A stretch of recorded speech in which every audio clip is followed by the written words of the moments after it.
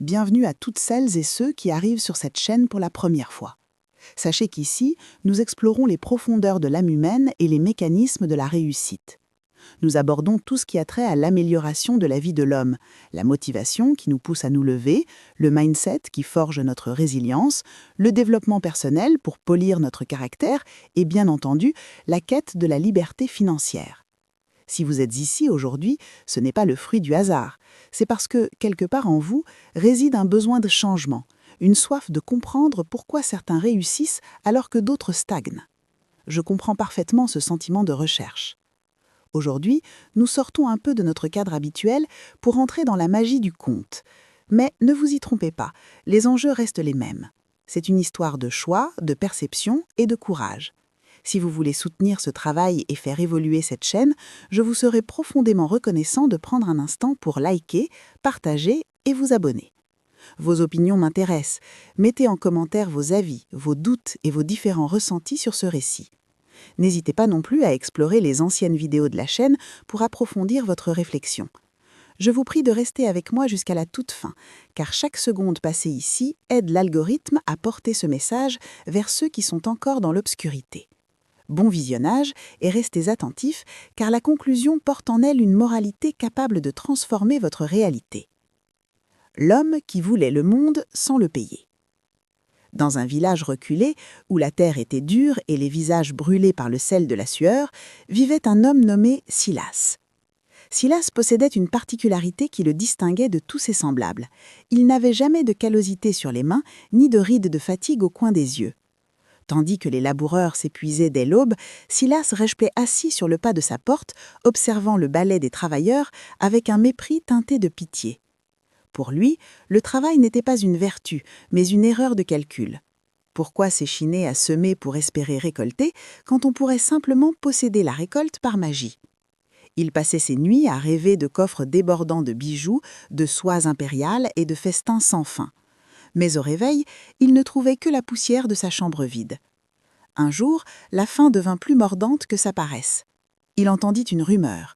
Au sommet de la plus haute montagne du monde, là où les nuages embrassent le ciel éternel, résidait un sage omniscient. On disait que ce sage pouvait accorder à chacun ce qu'il désirait le plus, à condition d'avoir le courage d'aller le lui demander. Silas se fit une promesse. Il marcherait jusqu'au vieillard, il obtiendrait le secret de la richesse éternelle, et ce voyage serait le tout dernier effort de sa vie. Après des semaines d'errance, ses souliers s'usèrent. Il traversa une plaine désolée où ne poussait qu'un seul être, un arbre, immense, aux branches squelettiques. L'arbre semblait gémir sous le poids du vent. Quand Silas s'approcha, une voix sourde sortit du tronc. « Voyageur, toi qui marches avec la hâte de celui qui cherche son destin, où vas-tu » Silas s'arrêta, essuyant un front qu'il n'avait pas l'habitude de voir mouillé. « Je vais voir le sage, je vais chercher le secret de l'or sans la peine, je vais devenir le plus riche des hommes. » L'arbre frissonna. « Alors, par pitié, interroge-le pour moi. Regarde-moi, je devrais être le roi de cette plaine, je devrais offrir des fruits sucrés et une ombre fraîche aux voyageurs. Pourtant, mes racines sèchent, mes feuilles tombent avant de naître, et je me meurs de l'intérieur sans comprendre pourquoi. Demande au sage quelle est la cause de mon agonie. » Silas regarda l'arbre avec impatience. « Si j'y pense, je lui demanderai, mais mon temps est précieux, ma fortune m'attend. » Il poursuivit son chemin et s'enfonça dans une forêt dense et étouffante. Soudain, un grognement faible le fit sursauter. Dans les ronces gisait un loup. Mais ce n'était pas l'animal redoutable des contes. Il était décharné, ses yeux étaient troubles et son poil tombait par plaques. « Homme, murmura le loup, je sens l'odeur de ton ambition. Tu vas vers le sage, n'est-ce pas ?»« En effet, répondit Silas en gardant ses distances, je vais réclamer ma part de gloire. » Alors, fais une action charitable pour une bête mourante. Demande-lui pourquoi ma force m'a quitté. Je suis né pour courir, pour chasser, pour régner sur ces bois. Mais aujourd'hui, je n'ai plus la force de lever une patte pour attraper un mulot. Quelle est la solution pour que je retrouve ma vigueur d'autrefois ? Silas soupira, agacé par ces interruptions. « Très bien, je poserai la question. Mais laisse-moi passer. Chaque minute perdue est une minute de richesse en moins. » Enfin, il arriva au bord d'un fleuve dont l'eau était d'un bleu si profond qu'elle semblait noire. Alors qu'il cherchait un guet, un poisson de la taille d'un homme fit surface. Ses écailles, jadis brillantes, étaient ternes comme du plomb. « Ô marcheur des terres !» s'écria le poisson. « Tu montes vers les cimes sacrées. Pose une question pour l'habitant des eaux.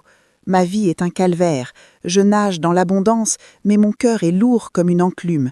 J'étouffe dans mon propre élément. Qu'est-ce qui m'empêche d'être heureux et léger comme mes frères ?» Silas, excédé, s'écria « Est-ce que tout le monde va me demander des services? Je n'ai pas de temps pour vos problèmes. » Mais pensant que le sage pourrait être d'humeur généreuse s'il montrait qu'il se souciait des autres, il se ravisa.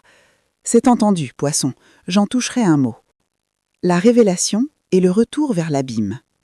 Le sommet de la montagne était un lieu de silence absolu. Le sage était là, assis sur un rocher, les yeux fermés. Il semblait faire partie de la pierre elle-même. Silas s'avança, le cœur battant, et avant même qu'il puisse ouvrir la bouche, le vieillard parla. « Tu es venu chercher la clé du coffre sans posséder la clé de ton propre esprit, Silas.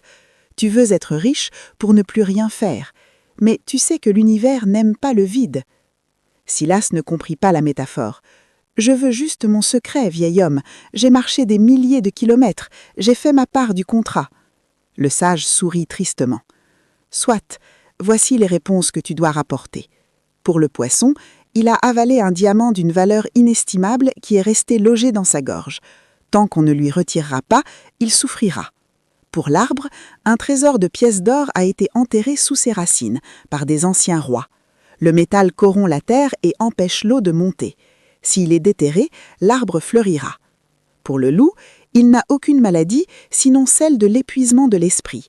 Il doit manger l'être le plus paresseux et le plus stupide qu'il rencontrera pour absorber sa vitalité et guérir instantanément. « Et pour moi, hurla Silas, qu'en est-il de ma richesse ? Ta richesse, Silas, est déjà sur ton chemin. Elle t'attend. Elle est liée à ses messages. Si tu sais voir, tu seras l'homme le plus puissant de la terre dès ton retour. » Silas n'écouta pas la fin de la phrase. Il se retourna et dévala la montagne porté par l'excitation. Sa richesse était sur le chemin. Il s'imaginait déjà trouver un sac d'or tombé d'un carriot ou une mine oubliée. Il arriva au fleuve. Le poisson l'attendait.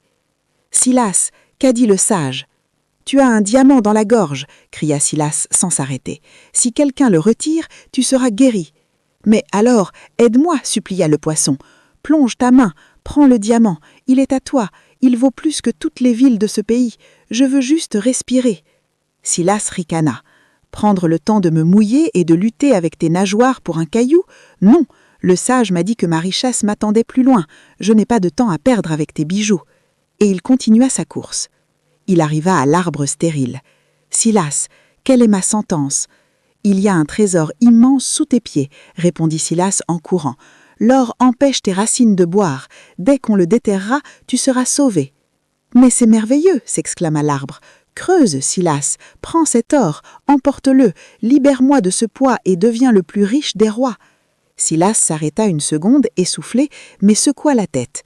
Creuser la terre, soulever des pierres lourdes, se salir les mains, tu plaisantes. Ma chance m'attend un peu plus loin, le sage l'a promis. Je ne vais pas commencer à travailler maintenant alors que je suis si près du but. Finalement, il retrouva le loup.